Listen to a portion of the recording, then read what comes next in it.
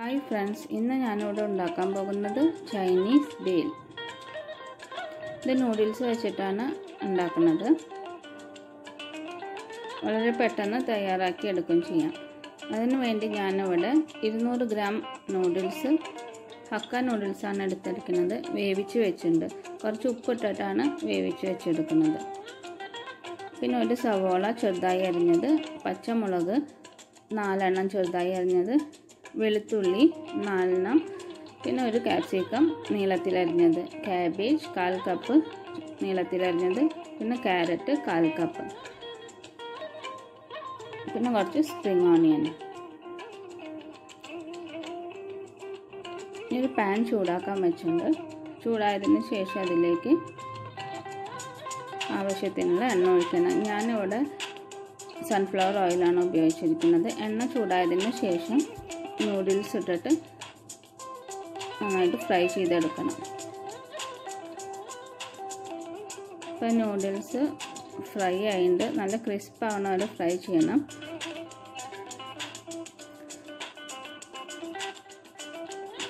എണ്ണയിൽ നിന്ന് എടുത്ത് മാറ്റി വയ്ക്കണം. ഇതുപോലെ ബാക്കിയുള്ളതും ഫ്രൈ ചെയ്തെടുക്കാം.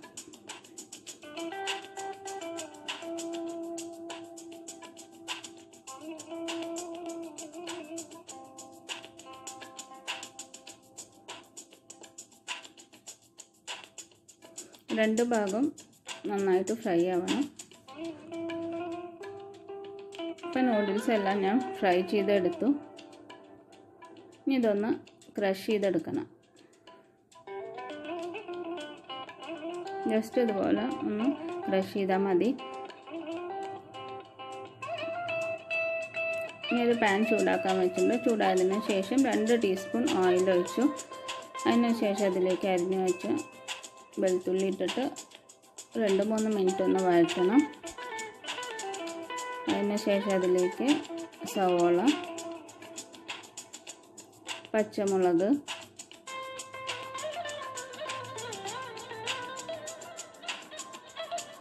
ക്യാരറ്റ്, ക്യാരറ്റും ക്യാബേജും ക്യാപ്സിക്കം ഒക്കെ ഞാൻ വളരെ തിന്നായിട്ടാണ് അരിഞ്ഞെടുക്കുന്നത്. ഇതൊരു 2-3 മിനിറ്റ് ഒന്ന് വഴറ്റണം. പച്ചക്കറികളൊന്നും അധികം വെന്ത് പോകാൻ പാടില്ല.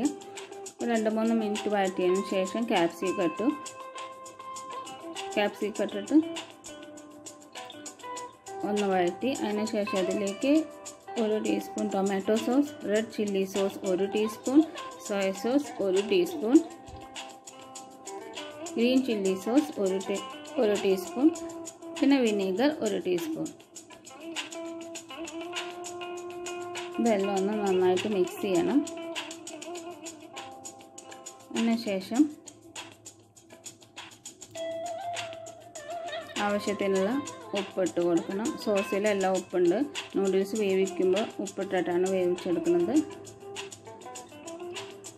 അപ്പോൾ ആവശ്യത്തിനുള്ള ഉപ്പിട്ട് കൊടുത്ത് നന്നായിട്ട് മിക്സ് ചെയ്യണം.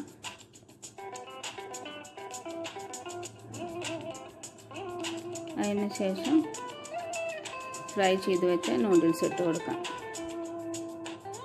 എന്നിട്ട് നന്നായിട്ടൊന്ന് മിക്സ് ചെയ്യണം.